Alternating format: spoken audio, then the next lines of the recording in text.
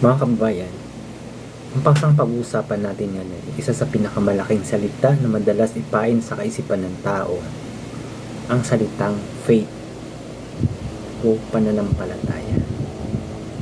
Ito ang paboritong linyada ng pananalita ng mga recruiter ng mga relihiyon. Kung gagamitin natin ang ating mataas na antas na pagsusuri, makikita natin na ang faith ay hindi inilalako sa mga taong nasa rasyonal at matatag na kalagayan ng buhay. Ito ay sadyang ipinapain sa mga taong desperado,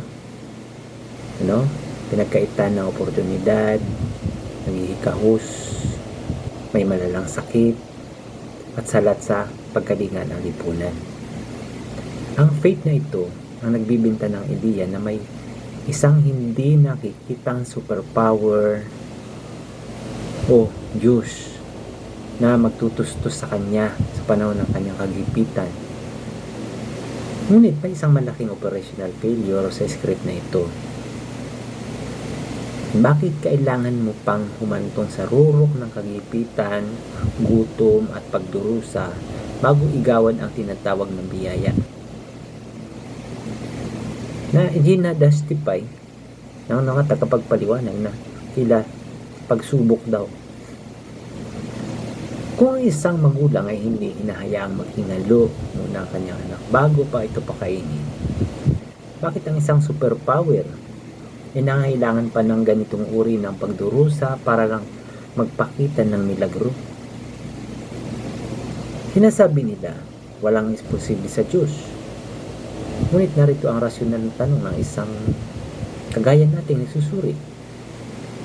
Kung tunay na walang imposible at napakalinaw ng katotohanan, bakit milyong-milyong pastor, pari at leader ng mga relihiyon ang trying hard at nagpapakapagod araw-araw sa kapapaliwanag, kapapilit at kapa-upload ng script ng faith sa utak ng tao? Kung ang isang bagay ay totoo na nariyan, hindi mo kailangang sumigaw sa mikropono tuwing linggo para lang ipilit na ito ay totoo. Ang tunay na kaligtasan ng modernong sibilisasyon o modernong tao ay hindi nakasalalay sa pag-asang nakatali sa krisis. Ito ay nakasalalay sa pag-alis sa krisis gamit ang matatag na lohika, tamang kalkulasyon, at siyentipikong solusyon sa ating paligid. Yan po ang ating maikling paliwanag tungkol sa pananampalataya or faith. Manalig ka raw. Ngunit ang tanong, ang ating bang pinananaligan ay siguradong totoo o tama? Marami sa ating mga kababayan, dahil nga sa pagiging desperadong kalagayan at pagdurusa sa buhay, ay nakararanas ng matinding kapighatian na halos wala nang matakbuhan. Dahil sa nakapakinig ng ganitong lamtay na pagpapaliwanag ng mga recruiter ng relihiyon, ay biglang pumapasok na unconscious na hindi na nagsusuri sa loob ng kongregasyon.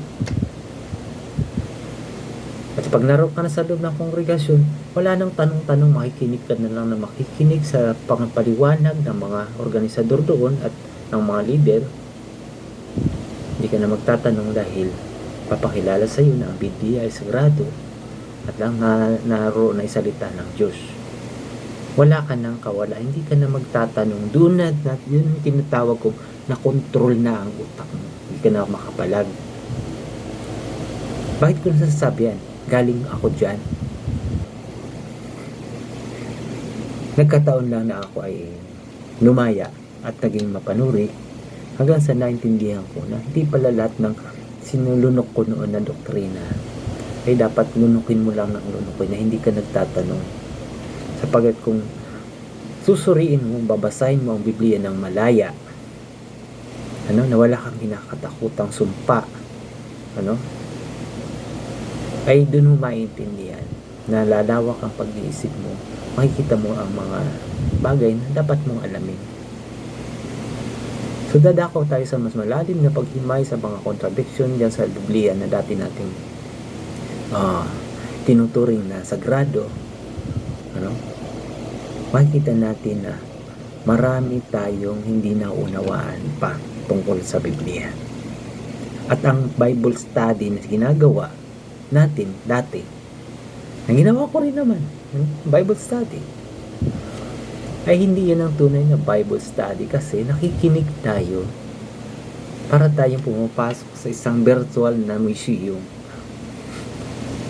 na kung anong nakita mong mga titik o mga salitang nakasulat ay hindi mo pwedeng questionin. Titingnan mo lang at may tagapagpaliwanag doon. Kung ano sinabi, dapat yun ang itanim mo sa isip mo, huwag kang kukontra. Kapag ganun ang estilo ng Bible study, hindi yun pag-aaral.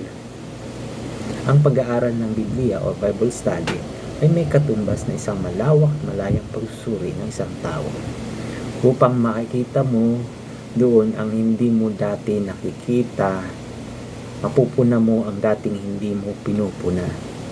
Bakit? Hindi ka pumupuna dahil takot ka na mawala sa listahan ng buhay ang iyong pangalan, sa listahan ng mapupunta sa langit, kasi nakababala po yan doon. Gusto ko, kung magbabasa po tayo ng Bible, basahin po natin ito ng malaya, na walang kinatatakutang sumpa ng langit o impyerno. Once again, the power of the brain be with you always.